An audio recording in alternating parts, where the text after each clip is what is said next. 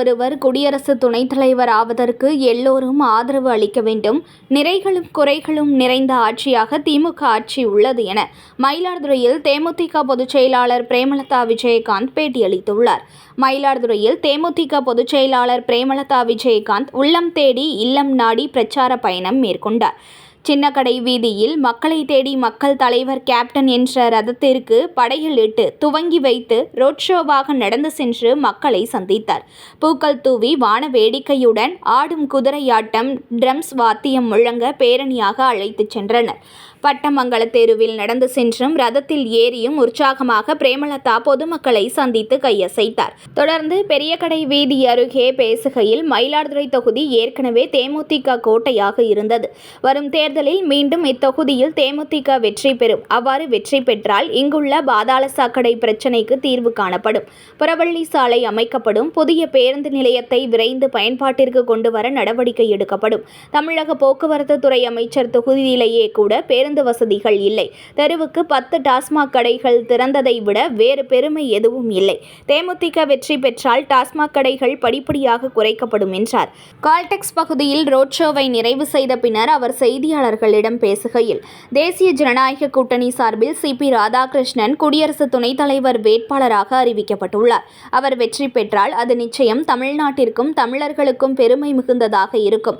அவர் வெற்றி பெற அனைவரும் ஒன்றிணைந்து ஆதரவு அளிக்க வேண்டும். ஜூன் 9 கடலூரில் நடைபெறும் மாநாட்டில் கூட்டணி குறித்து அறிவிக்கப்படும். திமுக ஆட்சியில் நிறைய வாக்குறுதிகள் நிறைவேற்றப்படவில்லை என்பது உண்மை. ஆனால் பல திட்டங்களை நிறைவேற்றியுள்ளனர். நிறைகளும் குறைகளும் நிறைந்த ஒரு ஆட்சியாக இருக்கிறது. தனது கூட்டத்தினிடையே அடிக்கடி ஆம்புலன்ஸ் வாகனம் வேண்டுமென்றே செல்வதாக எதிர்க்கட்சித் தலைவர் பழனிசாமி குற்றம் சாட்டியுள்ளது குறித்து கேட்டதற்கு, இது ஆண்டாண்டு காலமாக நடக்கக்கூடிய ஒன்றுதான். நாங்களே அதை சந்தித்துக் கொண்டிருக்கிறோம். ஆம்புலன்ஸ் வாகனம் வரும், மின் விளக்குகளை அணைத்து விடுவார்கள். இதுபோன்ற நிறைய பிரச்சனைகள் வரும்.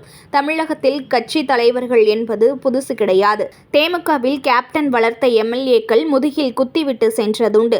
துரோகத்திற்கு வரலாறு கிடையாது என்றார். உடன் தேமுதிக பொருளாளர் சுத்தீஸ், மாவட்ட செயலாளர் பாலு, நிர்வாகிகள் மணி, கிருஷ்ணன் உள்பட பலர் கலந்து கொண்டனர். அனைவருக்கும் வணக்கம்.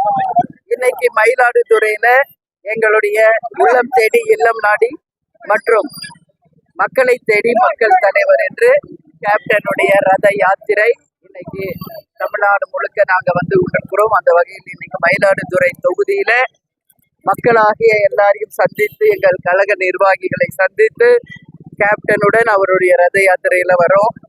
இந்த நிகழ்ச்சி தமிழ்நாடு முழுக்க 234 தொகுதிகளிலும் நாங்க வந்து செய்ய இருக்கிறோம். முதல் கட்ட பயணமாக இந்த பயணம். இனி அடுத்தடுத்து இன்று எப்பெல்லாம் வரும் அப்படிங்கிறது உங்களுக்கு நாங்கள் அறிவிக்கிறோம்.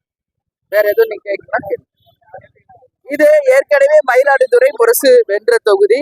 அதனால நிச்சயமாக மக்கள் இந்த முறை கேப்டனுக்கு ஒரு நன்றி கடனாக நிச்சயம் முரசுக்கு வெற்றி கொடுத்து மாபெரும் ஒரு சகாப்தத்தை படைப்போம்னு சொல்றேன். எங்க மாவட்ட செயலாளர் பண்ணை பாலு, நம்மளுடைய கழக செயலாளர் பாட்சாஜி, அவர் தான் மண்டல பொறுப்பாளர், கழக பொறுப்பாளர் சுதீஷ், கிருஷ்ணமூர்த்தி, எல்லாரும் எங்க கிருஷ்ணன், எல்லாம் எங்க கழக நிர்வாகிகள் அனைவருடனும் எல்லா ஒன்றியம், நகரம், பேரூர் இலைக்கழக நிர்வாகிகள் எல்லாரையும் சந்திச்சு கழக வளர்ச்சி பிளஸ் கேப்டனுடைய ரத யாத்திரை என்று நாங்கள் இந்த பயணத்தை தொடர்ந்து இருக்கிறோம் என்பதை தெரிவிச்சுக்கிறேன். பத்திரிகையாளர்களாக உங்களை சந்தித்ததில் மகிழ்ச்சி. நீங்க எந்த கேள்வி வேணாலும் கேளுங்க.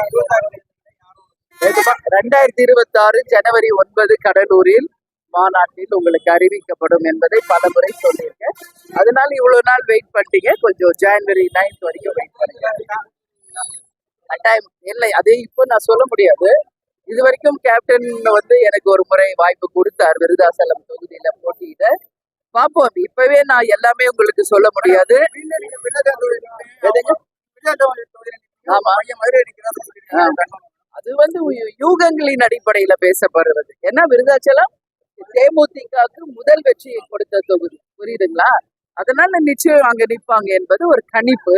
அதனால யார் கூட கூட்டணி, எத்தனை தொகுதி, எத்தனை சீட்டு, எந்தெந்த தொகுதி, யார் வேட்பாளர் எல்லாம் இப்ப நம்ம சொல்ல முடியாது.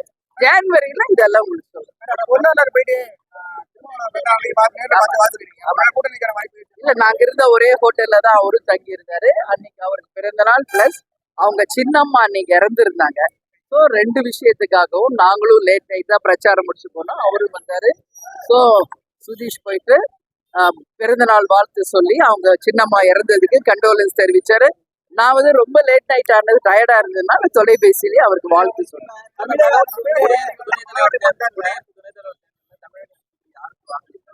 இல்ல, தமிழகர் சார்பாக சிபி ராதாகிருஷ்ணர் அவர்களுக்கு என்டிஏ அலையன்ஸ் அறிவிச்சிருக்காங்க. உண்மையில் தமிழர் ஒருவர் வெற்றி பெற்றால் அது ஒட்டுமொத்த தமிழ்நாட்டுக்கும் தமிழர்களுக்கும் கிடைத்த ஒரு பெருமையாக இருக்கும். நம்மளுடைய ராதாகிருஷ்ணன் அவர்கள் ஏற்கனவே 2 ஜனாதிபதிகள் நம்ம தமிழ்நாட்டில் இருந்திருக்காங்க. இந்த முறை ஒரு துணை ஜனாதிபதி, அதுவும் ஒரு தமிழருக்கு ஒரு வாய்ப்பு கிடைக்கிறப்போ நிச்சயம் எல்லாரும் ஒன்றாக இணைந்து அவருக்கு வாய்ப்பு கொடுத்தால் இது தமிழ்நாட்டுக்கும் ஒட்டுமொத்த தமிழர்களுக்கும் கிடைத்த ஒரு பெருமையாக இருக்கும். பொறுத்திருந்து பார்ப்போம்.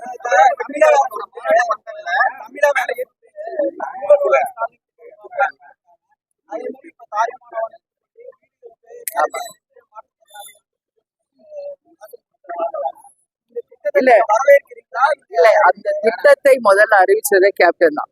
வீடு தேடி ரேஷன் பொருள் வரும் அப்படின்னு சொன்ன முதல் தலைவர் கேப்டன். எப்போ 2005 கட்சி ஆரம்பிச்சப்போ சொல்லி 2006 முதல் தேர்தல் அறிக்கையில் அறிவிக்கப்பட்ட திட்டம். இவ்வளவு வருஷம் கழிச்சுதான் இப்ப தமிழ்நாட்டுல அதுவும் சின்ன லெவல்ல தான் தொடங்கி இருக்காங்க. 70 வயசுக்கு மேற்பட்டவர்களுக்கு தான் அதுவும் லாரியில வச்சு பொருள் கொடுக்குறாங்க. இது எந்த அளவு ரீச் ஆகுது அப்படிங்கறத நம்ம பொறுத்து இருந்தா பார்க்கணும். பட் இது வந்து கேப்டன் கனவு திட்டம். இது வந்து இந்த திட்டம் கேப்டனுக்கு கிடைத்த பெருமை எல்லாமே. அதனால இது வந்து இன்னும் எக்ஸ்பேண்ட் ஆகி எல்லா மக்களுக்கும் அந்த திட்டம் கிடைக்கணும்னு நினைக்கிறேன். திமுகவோட தேர்தல் அறிக்கை 100% முடியல, ஆனாலும் திமுக போய் பிரச்சாரம் பண்றாங்க. நான் நேரடியா விவாதம் பண்ண தயாரா இருக்கேன் அப்படின்னு அன்புமணி சொல்றாரு. திமுக தரப்புல இருந்து யார் வேணாலும் விவாதத்துக்கு வரலாம் அப்படின்னு சொல்றாரு. எப்படி பாக்குறீங்க? அது அவங்க வந்து இன்னும் வந்து நிறைய வாக்குறுதிகளை நிறைவேற்றல அப்படிங்கிறது உண்மை. அதுல ஒண்ணும் பொய்யோ இல்லைன்னு நம்ம சொல்ல முடியாது. இது மாதிரிதான் உங்க ஒரு பத்திரிகையாளர் சந்திப்புல என்னை கேட்டப்போ நான் சொன்னதுதான், நிறைகளும் குறைகளும் இணைந்த ஒரு ஆட்சி. அவர்கள் கொடுத்த பல வாக்குறுதிகள் இன்னும் நிறைவேற்றல. சட்டம் ஒழுங்கு ஒரு கேள்விக்குறியா இருக்கு, நிறைய பிரச்சனை இருக்கு. ஆனா பல திட்டங்களை நிறைவேற்றி இருக்காங்க. அதனாலதான் நிறைகளும் குறைகளும் இணைந்த ஒரு ஆட்சின்னு நான் சொல்லுவேன். அன்வர் ராஜா மைத்ரேயனை தொடர்ந்து மேலும் ஒரு எம்பி வந்து திமுக கூட்டணிக்கு வர இருக்கிறதா பாஜக தரப்புல இருந்து ஒரு குற்றச்சாட்டு சொல்லிட்டு இருக்காங்க. இது மாதிரி ஒரு கட்சியில முக்கியமான ஒரு புள்ளியா இருந்து வேற ஒரு கட்சிக்காக மாறும்போது அது எப்படி பாக்குறீங்க? இது தமிழ்நாட்டில இது ஒண்ணும் புதுசு கிடையாதுங்க. எத்தனையோ ஆண்டு காலமாக நடக்கிற ஒரு விஷயம் தான்.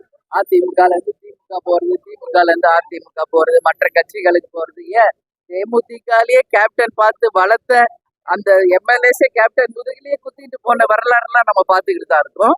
அதனால இது ஒண்ணும் புதுசு கிடையாது. ஆனா துரோகங்கள் என்பது நிலையானது கிடையாது. நிச்சயமாக துரோகம் செய்பவர்களுக்கு என்று எந்த வரலாறும் கிடையாது என்பதை உறுதியா சொல்றேன். செய்திகளை உடனுக்குடன் தெரிந்து கொள்ள லைக் பண்ணுங்க, ஷேர் பண்ணுங்க, சப்ஸ்கிரைப் பண்ணுங்க, மறக்காம கமெண்ட் பண்ணுங்க.